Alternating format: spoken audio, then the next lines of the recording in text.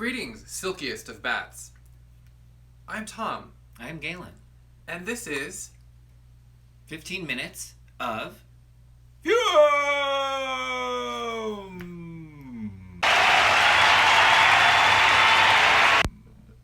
Why weren't you doing that this whole time? I don't know. I'm saving up. We are representatives of Black Phoenix Alchemy Lab, a perfume laboratory for sad people, which is everybody now, so we've really hit the big time. We're going to take a break from reviewing movies that we don't like and or haven't seen, and spend a little time with one of our many scent collaborators. Today we are focusing on Bloodmilk Jewels. You can find out what we're talking about by going to bloodmilkjewels.com.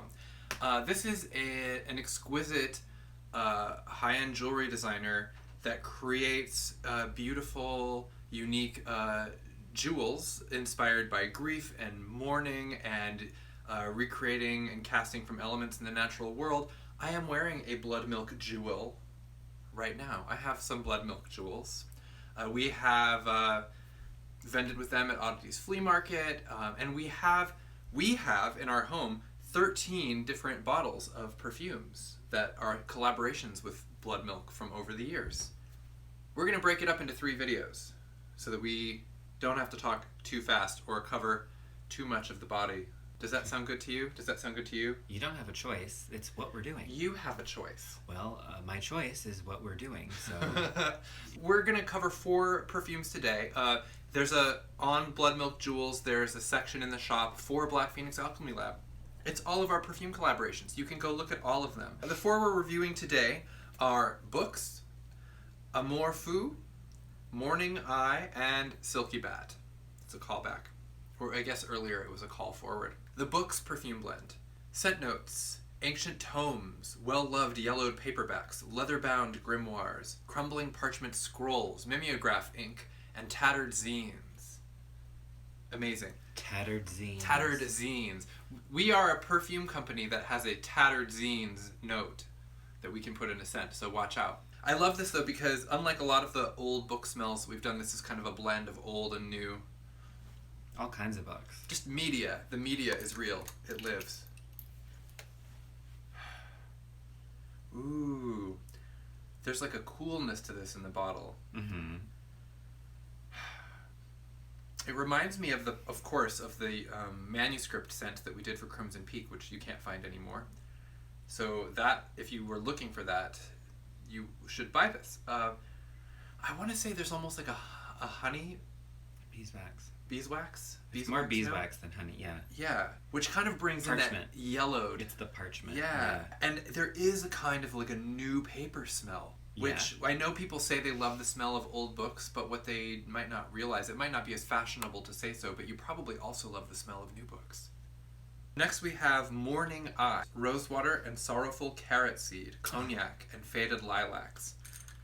Carrot seed, sorrowful carrot seed, appears in a lot of the lab's perfume blends that are meant to evoke sadness. If you go back and look for the carrot seed note on our website and see which perfumes it turns up in, it's a sob fest. Oh, it sure is a kind of sad smell. I love the specific rose water scent, and not just the rose, but like there is that, rose water. Rose water. There's like a mineral. Rose water smells different than roses. It does. Also, we have done in the past few years a few different rose cognac blends, and every time it's just like it's like when somebody, like massages a particular muscle in your neck, and you're like, I was not aware how badly I needed this experience. I didn't even know I had that muscle did not. in my neck. I thought that was just like an empty spot. Right. An empty spot. And it does have that sorrowful carrot seed note, which I'm familiar with, and it's so hard to describe.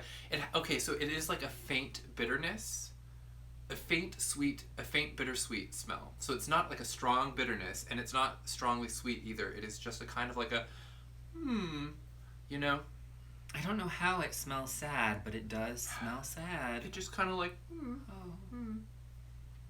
It just adds a little bit of a heavy heart. And I think that the lilacs...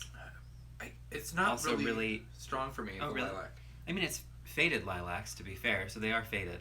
But I think they're hanging out there, and they're also pretty sad. Well, we'll see. They're like, see how faded they are once they get on the skin. I'm in mourning. AMOUR scent notes. A vintage 20s dry moss chypre. That's French.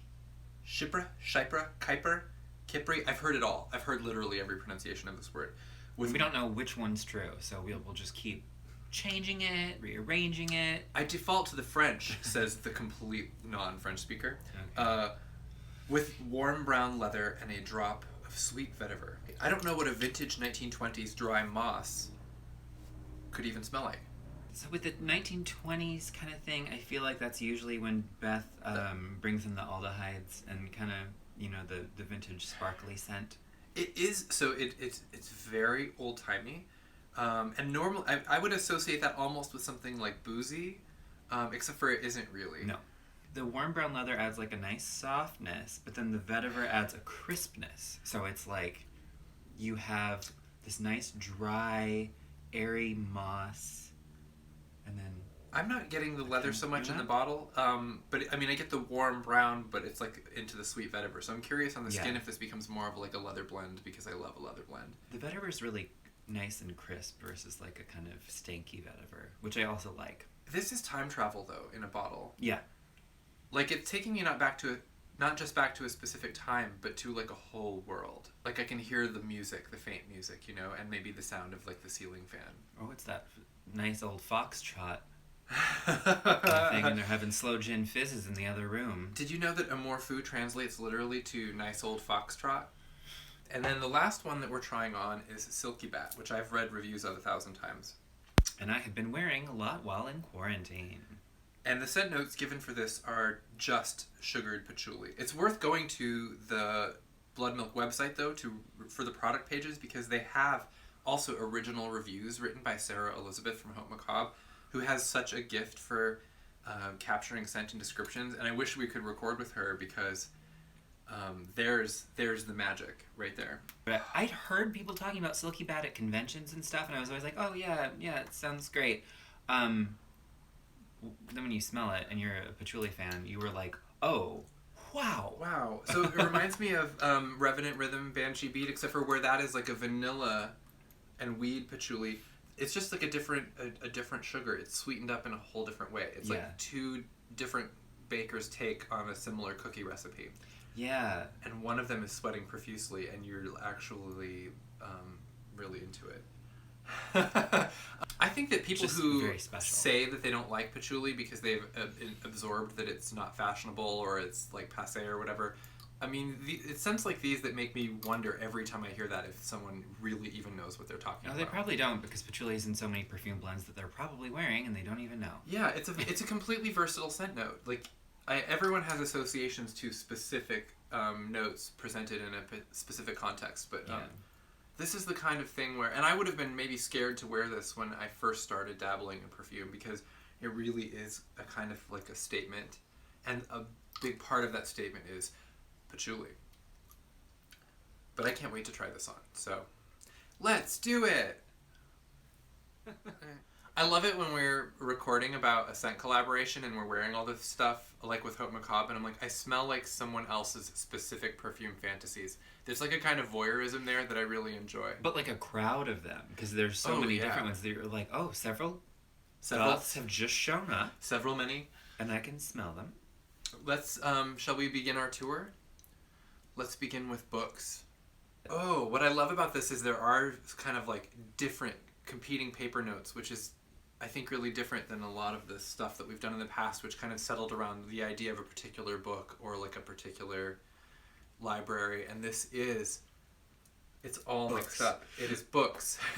The only possible title for this scent is books. The beeswax isn't as strong on my skin as it is in the bottle, but it is hanging out there. There is a little of that peppery, like leathery kind of like book decay smell. There is also that tang of like fresh out of the book's industrial complex book smell.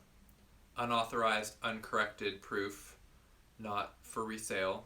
The exciting thing about being a book lover is that you can have like the cheapest books, that are just like mass market manufactured, next to some of like the, look, it's a good example. Like, you know, like hardbacks that you hang out on your shelf forever, and they all just get to be in a jumble and contribute overall to like a really delightful smell. Just ditch it.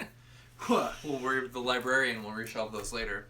Unfortunately, we don't sell this on our site, and in the past at events when people would come up to us and say, do you have anything that smells like old books, we couldn't sell it to them on the spot. Depending on what some of the limited editions, but yeah. Yes. But if this is what you're looking for, have like an in-house book set. Go to bloodmilkjewels.com, purchase the books. That's it. That's your job for the day. There's your book's perfume. Yes. In fact, you probably have so many books that you haven't read, so instead of buying more books, buy this, and then just read books that you already have. While wearing the perfume. How are we not elected to solve all of the world's problems? Next up, we have Mourning Eye. This is inspired by a particular line of necklaces that Bloodmilk created, so it is meant to accompany a jewelry release.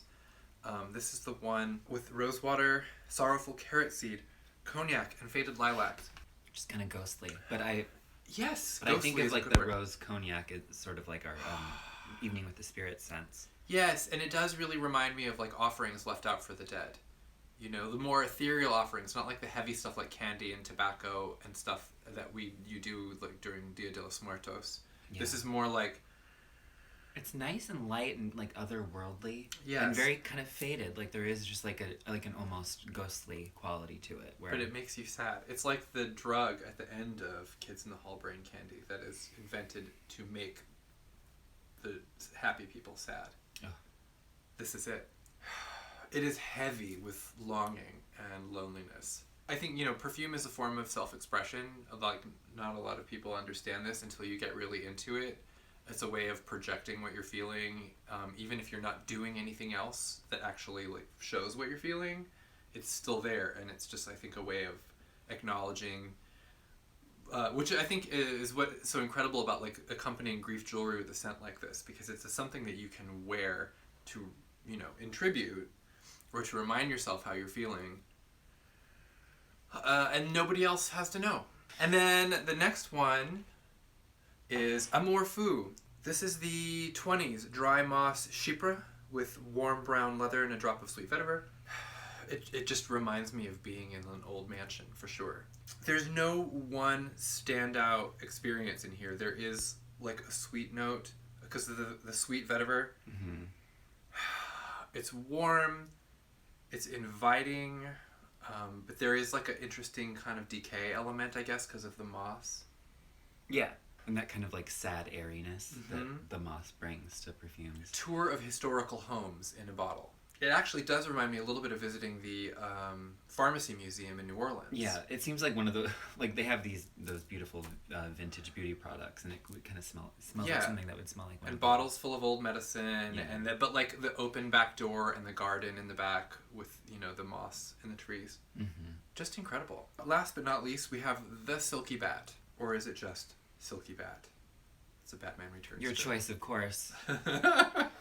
Okay, this is just the sugared patchouli. This is Jess at Bloodmilk's signature scent, it says on the website. It has become her signature scent. So watch out, world, because Jess can have whatever she wants when she's wearing this. It really, the sugaring of the patchouli really brings out a woody note in it that it's unlike anything I've ever really smelled. Yeah. You can kind of like hang out there in the middle and decide to really go in deep for like the full, you know, snarly patchouli, or hang back a little bit and just kind of get like the sweetness. I don't know, it's got layers, man. And because it's oil and it's on the skin, like it's different at different proximity. So I think if someone got in really close, they would have a totally different appreciation of what you really have going on here. Mm-hmm. We have a lot more of these we're going to film over the next week or so to finish out the set of everything that's here. And again, in case you didn't get my plug before, bloodmilkjewels.com. We don't sell these, they will sell them to you. It's just one less thing that we have to do. You've reached the midweek mark, which means that Mrs. America is on tonight. And before you know it, it'll be Saturday morning and you will have more free time to be depressed in. So, oh, got that to look forward to. And we just hope you have a wonderful week until then.